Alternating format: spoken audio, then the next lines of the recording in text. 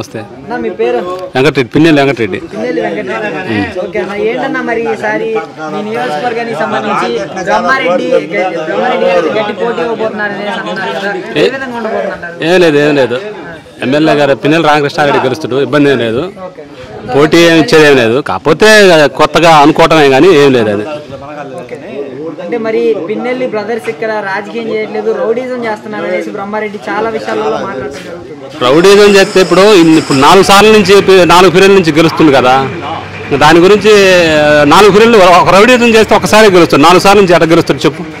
అది మరి పైన ఏ విధంగా ఉండబోతుంది? రాష్ట్ర వ్యాప్తంగా చూసుకుంటే మనం మరి పార్టీల కూటములు అనేసి అందరు కలిసి వస్తున్నారు, జగన్ గారు సింగిల్గా వస్తున్నారు కదా. జగన్ గారు పెట్టిన పథకాలు బ్రహ్మాండంగా ఉన్నాయి. పిల్లలకి అమ్మఒడి కానీ, విద్యా దీవెన కానీ, ఫీజు రియంబర్స్మెంట్ కానీ, ఈ వైఎస్ఆర్ ఆసరా కానీ, వైఎస్ఆర్ చేయూత కానీ, ఇంకా మామూలుగా మిషన్ కుట్టే వాళ్ళకైనా, మంగళ వాళ్ళకైనా, మళ్ళీ ఆటో వాళ్ళకి అన్ని పథకాలు బాగానే పడ్డాయి.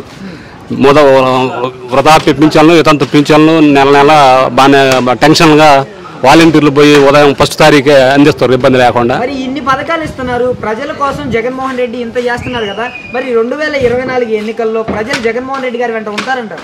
ఉంటారనే కదా, ఇప్పుడు ఉంటారు, ఇబ్బంది లేదు దాని గురించి. పథకాలు తీసుకున్న వాళ్ళంతా ఓట్లు వేస్తారంటారా? పథకాలు తీసుకున్న ఓట్లు కాదండి, ఇప్పుడు పథకాలు ఇప్పుడు అంతకుముందు చంద్రబాబు కూడా పథకాలు పెట్టాడుగా, చంద్రబాబు నమ్మలే, వేయలేదు, అతను చేయలేదు కాబట్టి నమ్మలేదు. ఇప్పుడు జగన్ నమ్మారు కాబట్టి జగన్ ఒక్కడే సింగల్గానే వస్తుంది కాబట్టి ఇబ్బంది లేదు. మరి మీకు తెలిసినంత వరకు 175 నియోజకవర్గాలకు సంబంధించి జగన్మోహన్ రెడ్డి గారికి సుమారుగా 175 స్థానాల్లో ఎన్ని స్థానాలు దాకా దక్కే అవకాశం ఉంది? గవర్నమెంట్ ఒకటైతే ఫామ్ అవుతుందండి, 150. పోయినసారి 151 వచ్చింది కదా, 151కి తగ్గకుండా అవుతుంది. Okay, thank you.